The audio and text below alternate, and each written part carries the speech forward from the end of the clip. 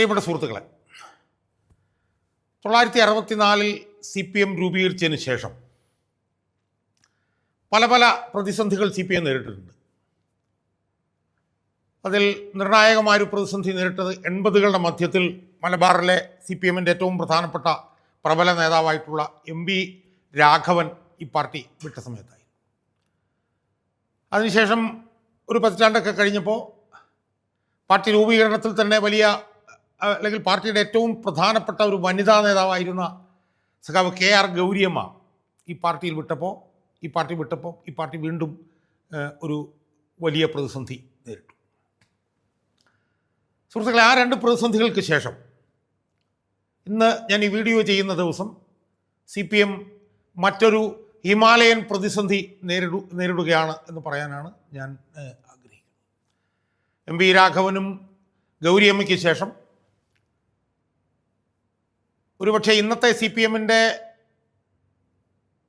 തെക്കൻ കേരളത്തിലെ ഏറ്റവും പ്രധാനപ്പെട്ട നേതാവ് എന്ന് നമുക്ക് പറയാവുന്ന G. സുധാകരൻ, അദ്ദേഹം ഇന്ന് അല്ലെങ്കിൽ ഈ വീഡിയോ ചെയ്യുന്നതിന് ഏതാനും മിനിറ്റുകൾക്ക് മുമ്പ് ഈ പാർട്ടിയോട് വിട പറഞ്ഞിരിക്കുന്നു. നമുക്ക് അദ്ദേഹത്തെക്കുറിച്ച് അറിയാമായിരുന്നു. 60 വർഷത്തിലധികമായി പാർട്ടി അംഗം, 43 വർഷത്തോളം പാർട്ടിയുടെ സംസ്ഥാന കമ്മിറ്റി അംഗം, 3-4 തവണ MLA,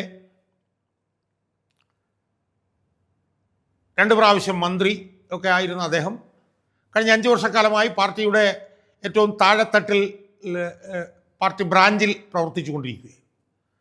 അദ്ദേഹം ഇന്നൊരു പത്രസമ്മേളനം അദ്ദേഹത്തിൻ്റെ വസതിയിൽ വിളിച്ചു കൂട്ടി. അദ്ദേഹം പാർട്ടിയോട് വിട പറയുകയാണെന്നും അദ്ദേഹം അമ്പലപ്പുഴയിൽ സ്വതന്ത്ര സ്ഥാനാർത്ഥിയായി മത്സരിക്കുകയാണ് എന്നും അദ്ദേഹം പ്രഖ്യാപിച്ചിരിക്കുന്നു. അപ്പോൾ ഇത് ഞാൻ നേരത്തെ സൂചിപ്പിച്ചതുപോലെ MV രാഘവനും KR ഗൗരിയമ്മയ്ക്ക് ശേഷം CPM നേരിടുന്ന ഏറ്റവും വലിയൊരു പ്രതിസന്ധിയാണ് എന്നുള്ള കാര്യത്തിൽ യാതൊരു തർക്കവുമില്ല, പ്രത്യേകിച്ച് തെക്കൻ കേരളത്തിൽ. ആ പ്രതിസന്ധിയുടെ ആഴം പരപ്പും വളരെയധികം വർദ്ധിക്കുന്നത് എന്തുകൊണ്ടാണ്? 1.5 മാസം കഴിയുമ്പോൾ CPM അതിനിർണായകമായിട്ടുള്ള ഒരു തെരഞ്ഞെടുപ്പ് നേരിടാൻ പോകുന്ന സാഹചര്യമാണ്. സുഹൃത്തുക്കളെ, അദ്ദേഹത്തിൻ്റെ പത്രസമ്മേളനത്തിൽ പറഞ്ഞ ചില കാര്യങ്ങൾ ഞാൻ ശ്രദ്ധിക്കുകയായിരുന്നു. അദ്ദേഹം പറഞ്ഞത്, അദ്ദേഹം ആലപ്പുഴയിൽ ഈ പാർട്ടി വിദ്യാഭ്യാസം നടത്തുന്ന കമ്മിറ്റിയുടെ അധ്യക്ഷനായി 36 വർഷക്കാലം പ്രവർത്തിച്ചു എന്നാണ് അദ്ദേഹം പറഞ്ഞത്. 36 വർഷക്കാലം ആലപ്പുഴയിൽ പാർട്ടി വിദ്യാഭ്യാസവുമായി ബന്ധപ്പെട്ടിട്ടുള്ള കമ്മിറ്റിയുടെ അധ്യക്ഷനായി. അതുപോലെ തന്നെ അദ്ദേഹം പറഞ്ഞ വേറൊരു കാര്യമുണ്ട്. എന്താണ് അദ്ദേഹം പറഞ്ഞത്? പാർട്ടിയുടെ ഏതാണ്ടൊരു 16 പാർട്ടി കോൺഗ്രസ്സുകളിൽ അദ്ദേഹം പങ്കെടുത്തിട്ടുണ്ട് എന്നാണ്. 16 പാർട്ടി കോൺഗ്രസ്സുകളിൽ. അതിൽ തന്നെ 12 പാർട്ടി കോൺഗ്രസ്സുകളിൽ അദ്ദേഹം സംസാരിച്ചിട്ടുണ്ട് സംസ്ഥാനത്തിന് വേണ്ടിയിട്ടും എന്നും അദ്ദേഹം പറഞ്ഞു. 19 പാർട്ടി കോൺഗ്രസ്സിൽ ഡെലിഗേറ്റായി പങ്കെടുക്കുകയും 12 പാർട്ടി കോൺഗ്രസ്സുകളിൽ പാർട്ടിക്ക് വേണ്ടി സംസാരിക്കുകയും ചെയ്തിട്ടുണ്ട് എന്ന് അദ്ദേഹം സൂചിപ്പിക്കുന്നു. അങ്ങനെ പാർട്ടിയുടെ വളർച്ചയ്ക്ക് വേണ്ടി ആലപ്പുഴ ജില്ലയിൽ വലിയ പങ്ക് വഹിച്ച G. സുധാകരനെ അദ്ദേഹം കഴിഞ്ഞ 5 വർഷക്കാലം നേരിട്ട വലിയ പ്രതിസന്ധി, അദ്ദേഹം 5 വർഷക്കാലം നേരിട്ട കടുത്ത അവഗണന, അതിൻ്റെ വിശദാംശങ്ങൾ അദ്ദേഹത്തിൻ്റെ പത്രസമ്മേളനത്തിൽ വിശദമായി സൂചിപ്പിക്കുകയുണ്ടായി. ഇന്നത്തെ പാർട്ടി അണികൾ, അവരുടെ നിലവാരം, അതിൻ്റെയൊക്കെ കാര്യം അദ്ദേഹം സൂചിപ്പിച്ചു. ഇതിൻ്റെയൊക്കെ അടിസ്ഥാനത്തിൽ ആലപ്പുഴ ജില്ലയിലെ ഈ പാർട്ടി ക്രിമിനലുകളുടെക്കെതിരായിട്ടുള്ള പോരാട്ടം, അഴിമതിക്കെതിരായിട്ടുള്ള പോരാട്ടം, അതിൻ്റെയൊക്കെ അടിസ്ഥാനത്തിൽ അദ്ദേഹം പാർട്ടി വിടുകയാണെന്നും അദ്ദേഹം ഈ വരാൻ പോകുന്ന തെരഞ്ഞെടുപ്പിൽ മലമ്പുഴ മണ്ഡലത്തിൽ സ്വതന്ത്ര സ്ഥാനാർത്ഥിയായി മത്സരിക്കുകയാണെന്നും അദ്ദേഹം പ്രഖ്യാപിച്ചു. ഒരു പാർട്ടിയുമായും അദ്ദേഹം ചർച്ച നടത്തിയിട്ടുണ്ട് എന്ന് അദ്ദേഹം പറഞ്ഞില്ല. അദ്ദേഹം അങ്ങനെ ഒരു പാർട്ടിയായിട്ട് ചർച്ച നടത്തിയിട്ടില്ല. ഒരു പാർട്ടിയോടും പിന്തുണ അഭ്യർത്ഥിച്ചിട്ടില്ല. ഒരു പാർട്ടിയിൽ നിന്നും അദ്ദേഹം പിന്തുണ വാങ്ങിച്ചിട്ടില്ല. അദ്ദേഹം സ്വതന്ത്രനായി അമ്പലപ്പുഴയിൽ മത്സരിക്കാൻ പോവുകയാണ് എന്നാണ് അദ്ദേഹം വ്യക്തമാക്കിയത്. എല്ലാത്തരം അഴിമതികൾക്കുമെതിരായി അദ്ദേഹം മത്സരിക്കാൻ പോകുന്നു എന്നാണ് അദ്ദേഹം പ്രഖ്യാപിച്ചത്. സുഹൃത്തുക്കളെ, ഈ തീരുമാനം അതിനിർണായകമായിട്ടുള്ള തെരഞ്ഞെടുപ്പ് നേരിടാൻ പോകുന്ന CPMന് തെക്കൻ കേരളത്തിൽ വലിയ വെല്ലുവിളിയാണ് ഉണ്ടാക്കാൻ പോകുന്നത് എന്നുള്ള കാര്യത്തിൽ യാതൊരു തർക്കവുമില്ല. ഞാൻ നേരത്തെ സൂചിപ്പിച്ചതുപോലെ തെക്കൻ കേരളത്തിലെ CPM-ൻ്റെ ഏറ്റവും സമുന്നതനായിട്ടുള്ള ഒരു നേതാവാണ്. തൻ്റെ പാർട്ടിയുമായിട്ടുള്ള 6 പതിറ്റാണ്ട് കാലത്തിലധികമുള്ള തൻ്റെ പോരാട്ടം, തൻ്റെ സഹകരണം അവസാനിപ്പിച്ചുകൊണ്ട് ആ പാർട്ടിയിൽ നിന്ന് അദ്ദേഹം വിട പറയും. അദ്ദേഹത്തിന് ഏറ്റവും വലിയൊരു ഒരു ഒരു ഒരു ഒരു നേട്ടമെന്ന് പറയുന്നത് എന്താ? അഴിമതിരഹിതനായിട്ടുള്ള ഒരു CPM നേതാവ്. അതാണ് അദ്ദേഹത്തിൻ്റെ ഏറ്റവും പ്രധാനപ്പെട്ട ഒരു നേട്ടം. അദ്ദേഹം 2 തവണ മന്ത്രിയായിരുന്നു. ആ 2 തവണ മന്ത്രിയായിരുന്ന സമയത്തൊന്നും ഒരു അഴിമതിയും അദ്ദേഹത്തെ കുറിച്ചിട്ട് കേരളീയർക്ക് കേൾക്കാൻ വേണ്ടിയിട്ട് കഴിഞ്ഞില്ല. നമുക്കറിയാം, ഏറ്റവും കൂടുതൽ അഴിമതി സാധ്യതയുള്ള പൊതുമരാമത്ത് വകുപ്പിന് ആണ് അദ്ദേഹം 5 വർഷക്കാലം നേതൃത്വം കൊടുത്തത്. ഒരു അഴിമതിക്കും അദ്ദേഹം ഇടവരുത്തിയില്ല. അദ്ദേഹം ദേവസ്വത്തിൻ്റെ മന്ത്രിയായി, അപ്പോഴും ഒരു അഴിമതിക്കും അദ്ദേഹം നേതൃത്വം കാരണക്കാരനായിട്ടില്ല. അപ്പോൾ അതുകൊണ്ട് തന്നെ അഴിമതി തൊട്ടു തീണ്ടാത്ത CPM-ൻ്റെ തെക്കൻ കേരളത്തിലെ ഏറ്റവും പ്രബലനായിട്ടുള്ള ഒരു നേതാവ് CPM-വുമായി വിട പറയുന്നു എന്ന് പറയുമ്പോൾ അത് CPM-നെ ഏൽപ്പിക്കുന്ന ആഘാതം ചെറുതല്ല എന്ന് നമ്മൾ കാണണം. പ്രത്യേകിച്ച് 1.5 മാസത്തിന് ശേഷം ഒരു തെരഞ്ഞെടുപ്പ് കേരളത്തിൽ നടക്കാൻ പോകുന്ന ഈ ഒരു സാഹചര്യത്തിൽ. സുഹൃത്തുക്കളെ, ഇതിൻ്റെ പ്രത്യാഘാതം എന്തായിരിക്കും? ഇതിൻ്റെ പ്രത്യാഘാതം ആലപ്പുഴയിൽ അതിഭീകരമായിരിക്കും എന്നുള്ള കാര്യത്തിൽ യാതൊരു തർക്കവുമില്ല. കാരണം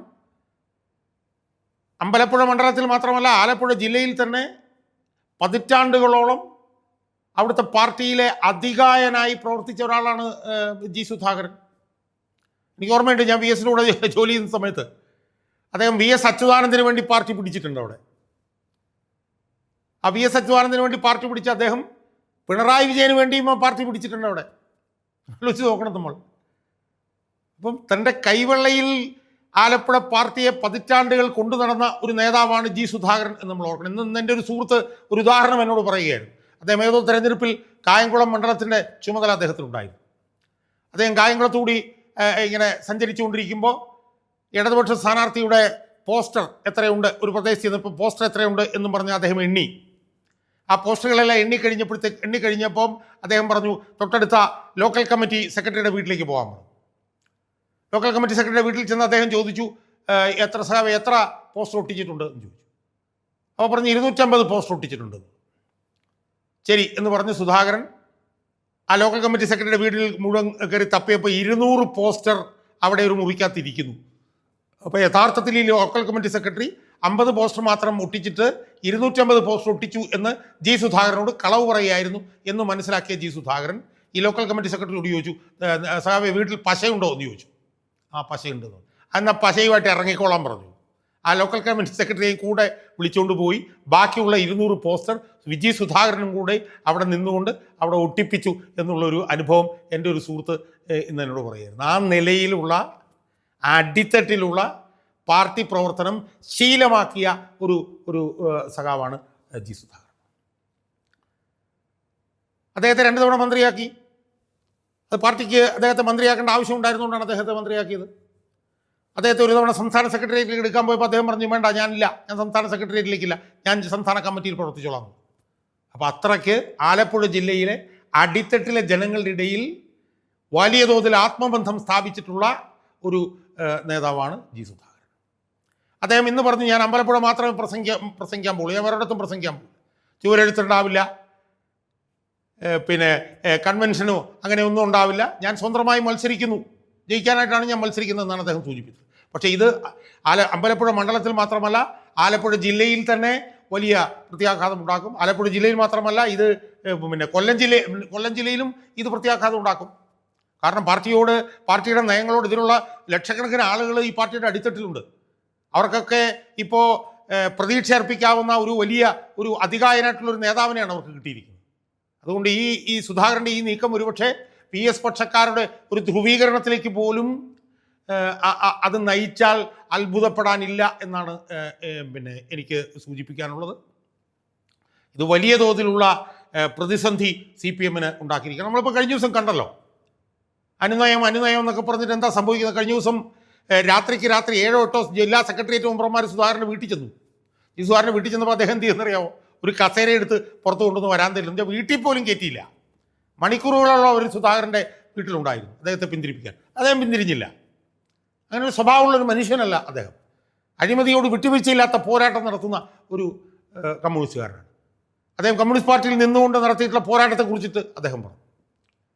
അപ്പോൾ അതിൻ്റെയൊക്കെ പശ്ചാത്തലത്തിൽ ഇന്ന് ജി സുധാകരൻ എടുത്തിരിക്കുന്ന ഈ തീരുമാനം 1964 ശേഷം CPM നേരിട്ടിട്ടുള്ള മൂന്നാമത്തെ ഏറ്റവും പ്രധാനപ്പെട്ട അതിഗുരുതരമായിട്ടുള്ളൊരു പ്രതിസന്ധിയാണ് എന്നാണ് എനിക്ക് സൂചിപ്പിക്കാനുള്ളത്. ഇനിയിപ്പോൾ ആലപ്പുഴയിൽ നമ്മളൊന്ന് നോക്കിയേ. ആലപ്പുഴയിൽ അധികായനായിട്ടുള്ള സുധാകരൻ ഒരു വശത്ത്, മറുവശത്ത് അദ്ദേഹം പൊളിറ്റിക്കൽ ക്രിമിനലുകൾ എന്ന് വിളിച്ച് പരിഹസിച്ച ഈ മൂന്നാംകിട നേതാക്കന്മാരായിട്ടുള്ള സജി ചെറിയാനും ആർ നാസറും AM ആരിഫും ഒക്കെയാണ് ഇപ്പുറത്ത് നിൽക്കാൻ പോകുന്നത്.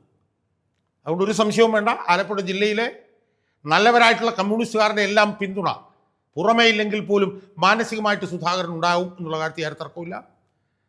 അമ്പലപ്പുഴയിൽ നിന്ന് സുധാകരൻ MLA ആകുമെന്നുള്ള കാര്യത്തിൽ ഒരു തർക്കവുമില്ല. സുധാകരൻ്റെ അമ്പലപ്പുഴയിലെ സാന്നിധ്യം ആലപ്പുഴ ജില്ലയിൽ തന്നെ